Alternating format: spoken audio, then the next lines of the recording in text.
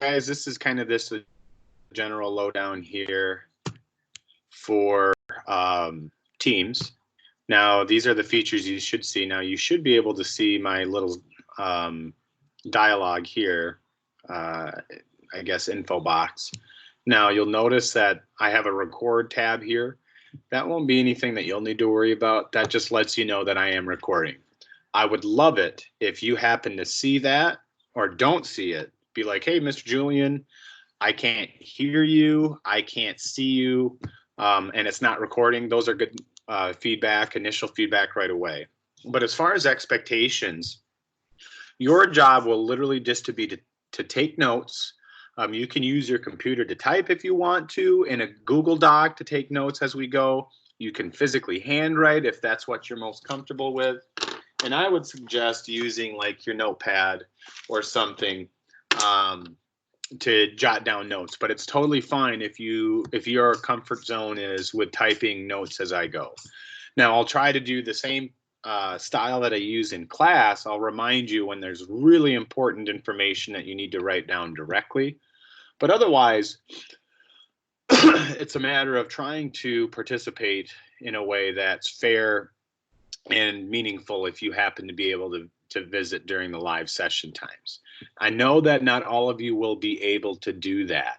So when I record these, I will be dropping them into Google Classroom basically I'm going to upload them to YouTube, and then I will post a link for that very same video in Google Classroom. So you will always have access to that.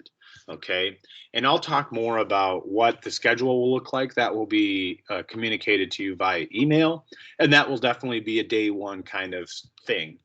So in any case, you'll notice that there's a turn camera on or off. Can't see me. Now you can. And the mute button. I will have access to mute all of you, and I will disallow you to turn your mics on. I will tell you at some point in time to turn your mics on. Of course, following the etiquette of being online, I do not want to have to remove students during live sections, live lectures and sessions. I will do so if you are disruptive, just like I would if it was a regular class and you were speaking out of turn.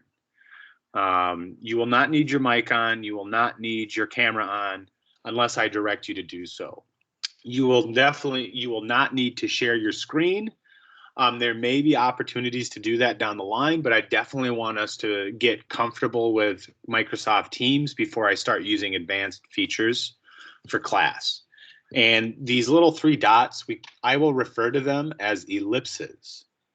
So I guess that's the technical vernacular for them. If you click on that, you will notice a whole slew of different features. For me, since I'm presenting, I can blur the background, and I would technically do that if I'm like as a meeting right now. This is perfect. So we're having a face-to-face conversation, which is probably when I would do that. But I wouldn't want to blur my background if I'm writing on a whiteboard or I have important information displayed behind me. So there's a little bit about that. I can turn off incoming video. Lots of different things I can do here as far as this is concerned. Now, the one thing I will allow is conversations. So you'll see a little chat dialogue here, and anybody that's in the chat I will be able to view that here. So this is something that I will take a look at, and this is one way to have direct communication with me during live lecture. So I will refer to that often if you're trying to communicate with me. Again, just like with the mic or the camera feature, if you're abusing this system, then I will boot you from the classroom and ask you to take a timeout. It'll be very much just like class. The expectations are very similar. You know, we're here to learn. I only get to have 15 to 30 minutes for direct instruction beyond meeting with you one-on-one and so on and so forth. So the time that we share together is going to be very important. Outside of that, this just allows me to see who's in the meeting. If students aren't in the meeting after I do a roll call, I may call you this way to remind you that class is beginning. But again, if it doesn't work for whatever reason, These will be recorded, but you will be expected to go through and watch the lectures. Okay.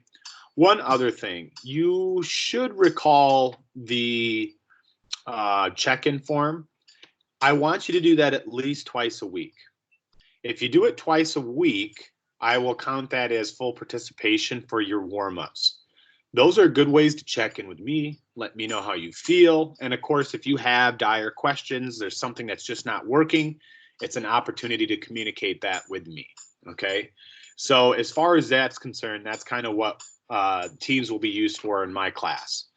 As far as chats and other features, I would say the Teams will be a place where all your classes are organized, and chat will be a place where you can keep up with other folks and teams as we move. So you'll notice how I have my class set up. I have my teams with the district, and I have my classes organized in order. Okay. Outside of that, folks, that's really about it. I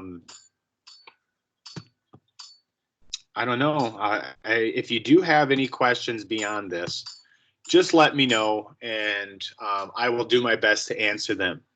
And as far as the schedule, I will be attaching a schedule onto each of our pages. So regardless of which team you're in, you'll be able to view that. I will also put it in Google Classroom.